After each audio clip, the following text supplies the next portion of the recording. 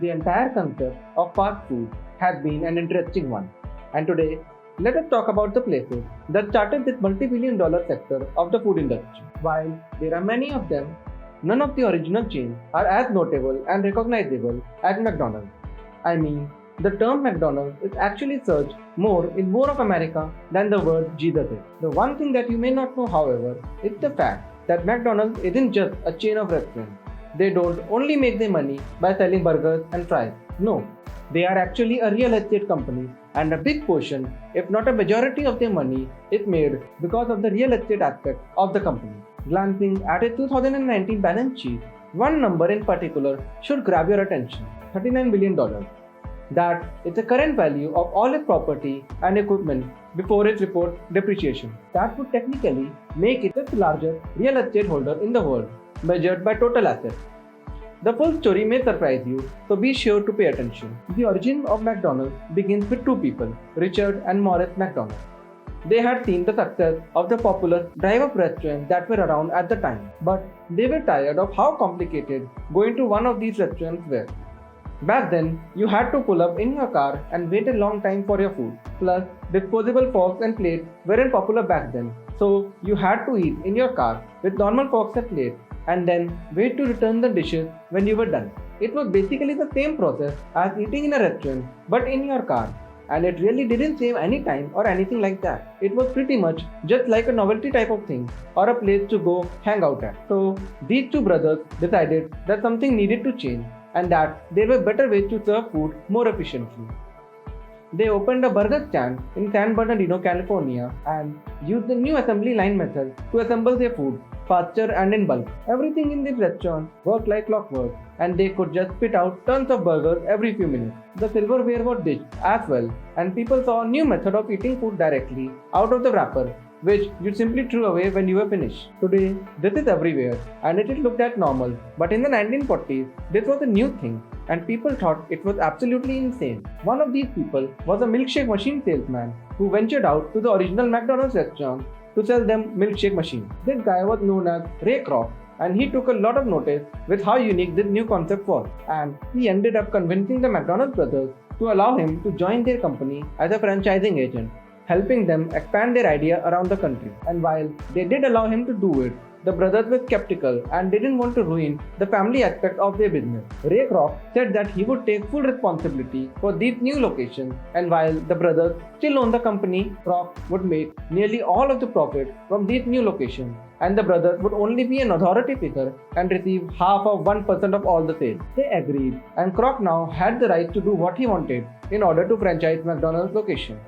And Ray Kroc did just that and expanded McDonald's rapidly around the United States. But these new restaurants were not making actually enough money and it was a problem for him. Plus, there weren't as many restaurants opening as he wanted because many of the business people who wanted to open them couldn't come up with the initial investment for the property and the construction of the building. This is when a man named Harry Sonneborn came into play. He gave Ray Kroc an idea that would make him a lot more money than restaurants and would go on to expand McDonald's around the entire world with the business still being profitable. Sonneborn convinced Ray Kroc that the real money in his business was in the real estate aspect, not in the burgers and fries. His idea was for McDonald's themselves to lease the building and property for the new location. Then the company would sublease the same property and building to the people who would buy and run the restaurant. So McDonald's would own the land and make money off the land and building by leasing it to their franchisees. But if the location were super successful, McDonald's would take a percentage of their sales instead of making them pay the rent.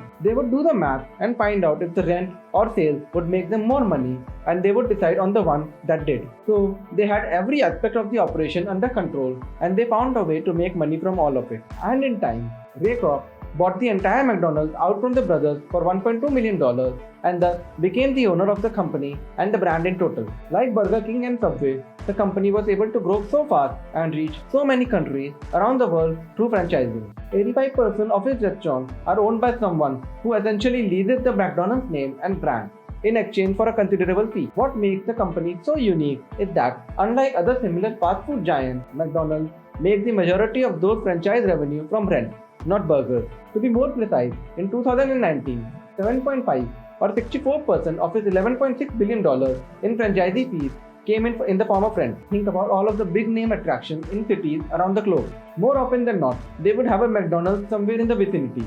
London's Big Ben, Times Square in Manhattan, Connaught Place in New Delhi. Here is how it works.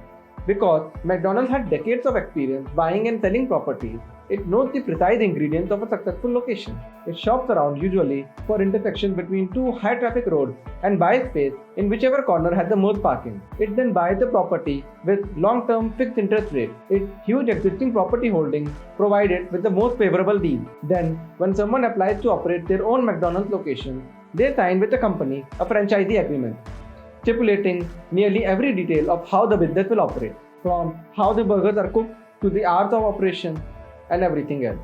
For example, they can only purchase from an approved supplier who may or may not be the best or cheapest option. These usually 20-year contracts also have the unusual but highly consequential stipulation that the restaurant be located at that specific address, the one McDonald's the corporation just brought. In other words, McDonald's instantly has a tenant and the one who will always pay above market rate.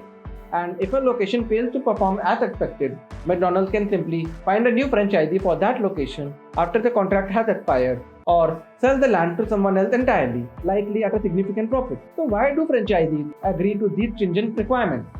Simply put, because it is seen as an incredibly safe investment. The advantage of this model is that while the absolute numbers are abnormally large, the fees, the initial startup costs, and even the annual revenues, the odds of the success are relatively high. But precisely because McDonald's is so demanding, can it be a solid investment? Sure, applicants have to meet high standards to become franchisees, and once they do, they have little control over their own business.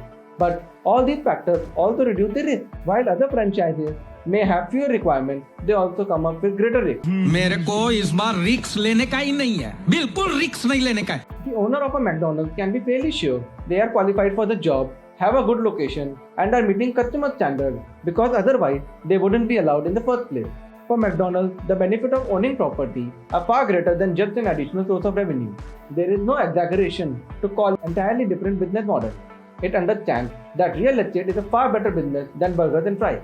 The first reason is just a function of taxes, where we see heavy tax breaks for depreciation, even while that same property may increase in value over time. The biggest advantage is the long-term stability of property prices. Along with Walmart, McDonald's was one of the only two stocks in the Dow Jones Industrial Average to increase its value in 2008. Recessions are only a welcome opportunity to buy up discounted property. When things are truly catastrophic, like during a pandemic, the real estate model outsources this to franchisees, who are contractually obligated to pay a minimum amount of rent regardless of sale. All of this is reflected in the upward trend of franchise McDonald's locations and the downward trend of the few remaining company-operated locations. If anything, McDonald's is actively trying to remove itself from the fast food industry. But this naturally raises a question. If McDonald's make a huge portion of its profits in the form of rent, and managing real estate is a fairly separate skill from creating new Mac things, why not split off the real estate holdings into a new company?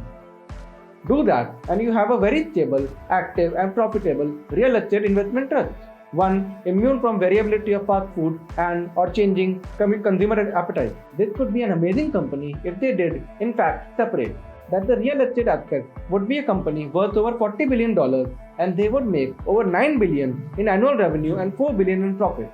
It would be a complete powerhouse and would draw in investors from everywhere. The company, however, decided not to, believing that its property model is what makes it unique and that its remarkable efficiency is a function of doing both. With this, I hope you all have gotten the idea of how one business could be a completely different business behind the door. Thank you so much for watching. If you liked what you saw, please like, share as well as subscribe to my channel for even more interesting videos. Goodbye.